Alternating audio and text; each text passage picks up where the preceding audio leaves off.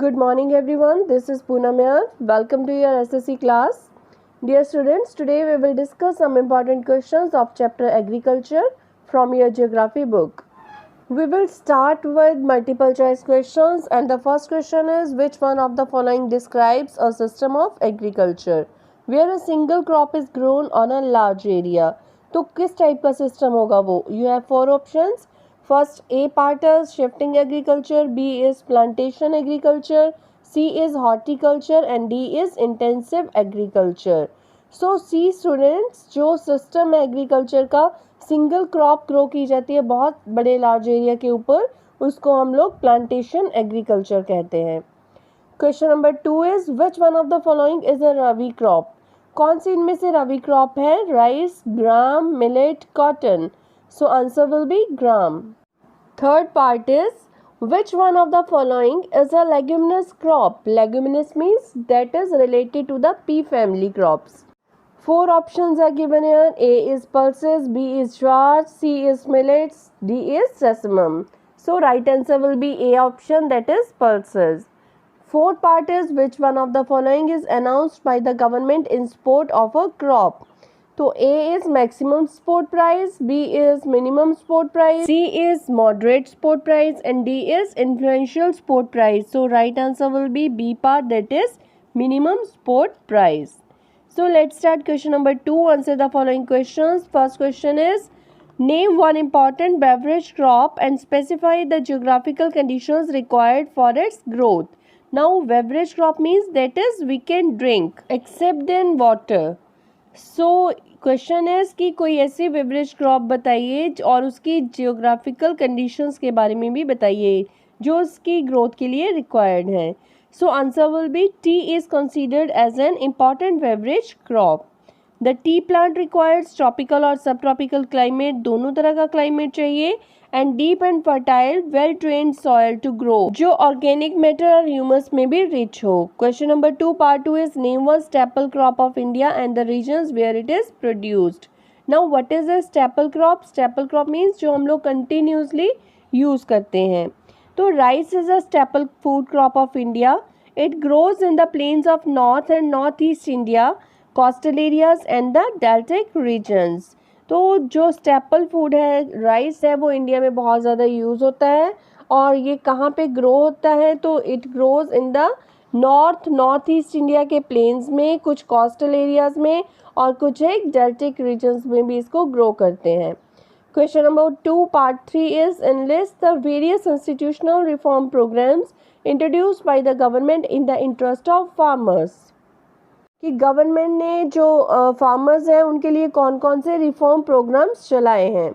तो answer is minimum support policy, provision for crop insurance, subsidy on agricultural inputs and resources such as power, fertilisers, ग्रामीण banks, Kisan credit cards and personal accident insurance scheme are some of the various institutional reform programs introduced by the government in the interest of farmers. So government ने बहुत सारी facilities provide करवाई हैं, जैसे कि minimum support policy है, crop का insurance है, जो एग्रीकल्चरल इनपुट्स खरीदते हैं उनके ऊपर सब्सिडी है, जैसे पावर्स हैं, फर्टिलाइजर्स हैं, और फार्मर्स के लिए जो ग्रामीण बैंक्स खोले गए हैं, किसान क्रेडिट कार्ड दिए गए हैं उन्हें, और एक्सीडेंट का इंश्योरेंस भी किया गया है उनका.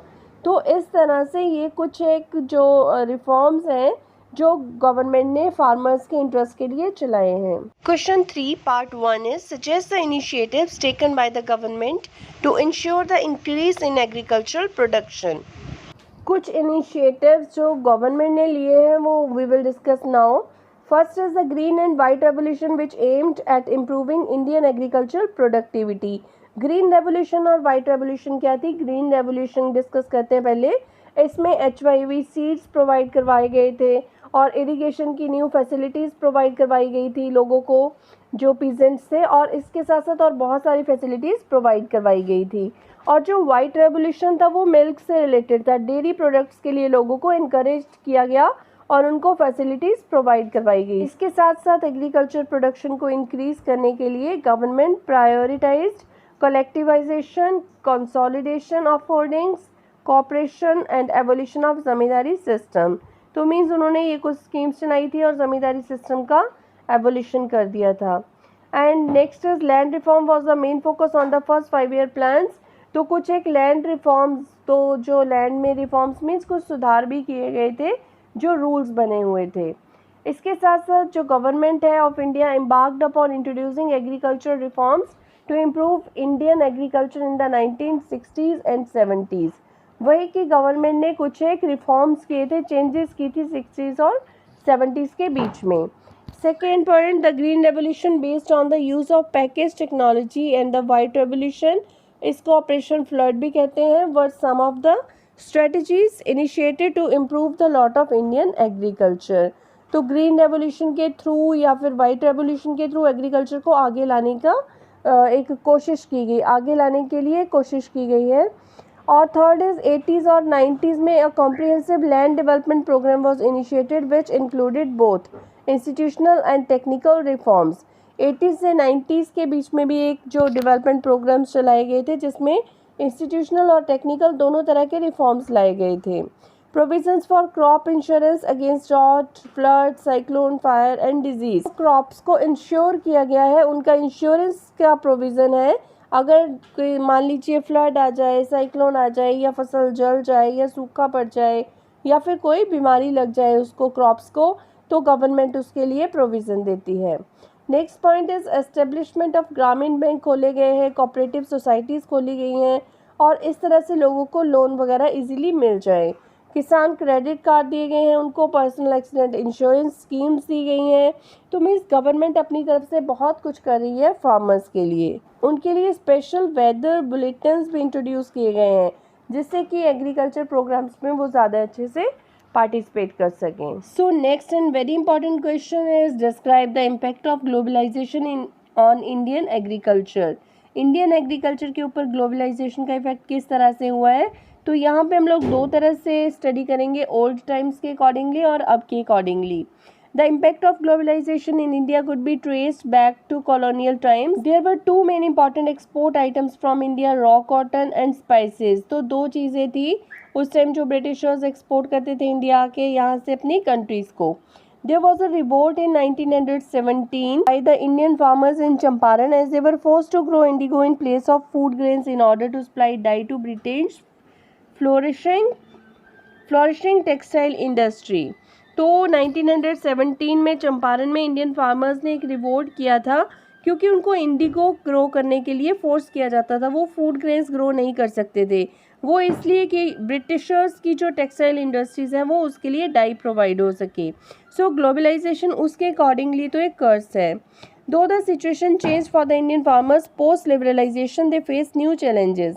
बट बाद में ये था कि सिचुएशन चेंज हो गई थी। लिबरलाइजेशन मीन्स तो जो ट्रेड के ऊपर रिस्ट्रिक्शंस थी वो कम हो गई थी, तो इस वजह से हमारे फार्मर्स को डेवलप्ड नेशन के फार्मर्स से ज़्यादा कंपटीशन मिलने लगा। So last question of this chapter is describe the geographical conditions required for the growth of rice.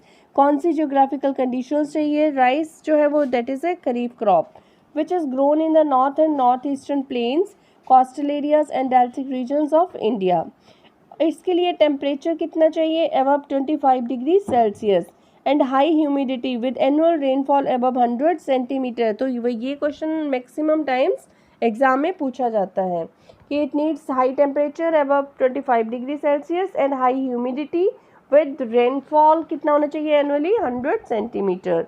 और it grows with the help of irrigation by canals and tubewells in the area with less rainfall. तो जिन areas में rainfall कम होता है वहाँ tube wells या canals की help से वाटर प्रोवाइड करवाया जाता है। So that's all for the day. Thank you, have a nice day.